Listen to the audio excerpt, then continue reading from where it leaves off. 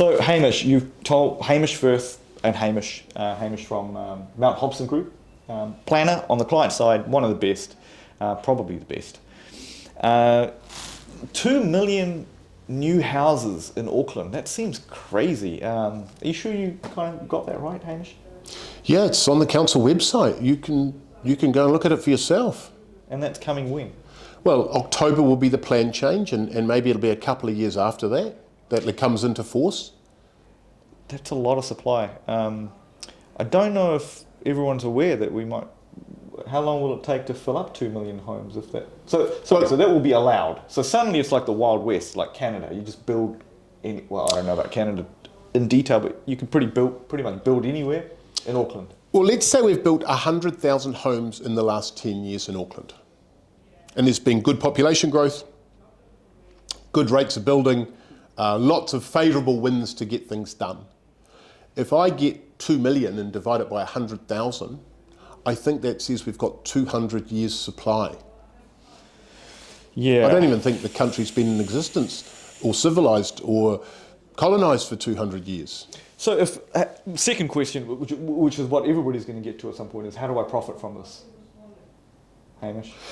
Normally I'd have an answer for you. Normally I'd be able to say, look here and look here, or this is a space, or this is a space. But what we found with plan changes is until they are approved, there is uncertainty. And you may be upzoned to mixed housing urban, but by the end of the process, that may be taken away from you. So if I was looking to profit from this, I'd go back to my basics and my fundamentals. I'd go back to the unitary plan, because that's the document now we have to use as it is until this new document comes in and becomes real. And that could be a few years away. A few years away, and I would say, where is there demand? Where do people want to live? Where can I find developments using the unitary plan that work from an economic point of view? And the water care capacity. And within the water care capacity. So I suppose it's just going back to doing old-fashioned due diligence, making sure you've got the services in place, making sure you're in a place people want to live with the right zone, and seeing if it all stacks up.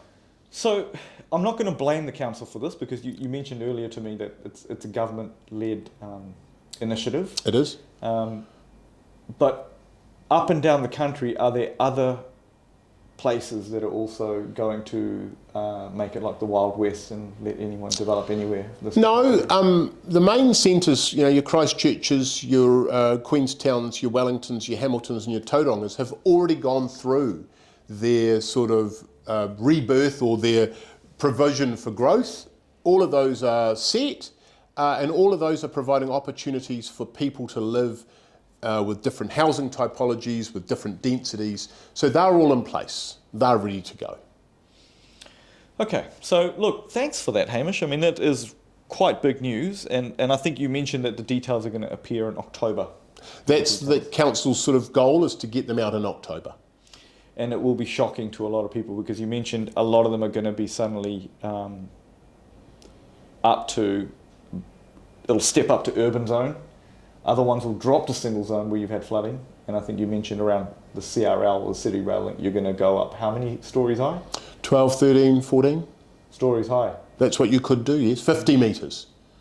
Okay. And are you getting developers knocking on your door ready to develop? Has there been appetite to build 13 stories next to a train station in Auckland? Not a lot at the moment. But until the zone is operative, they can't build anyway. Has anyone ever said to you, I wish we could build a skyscraper next to this bus stop? No, that hasn't been a comment that's been echoed around the place. But hey, thanks for that. That's awesome. And thank you guys for watching. Hamish from Mount Hobson Group. Thank you.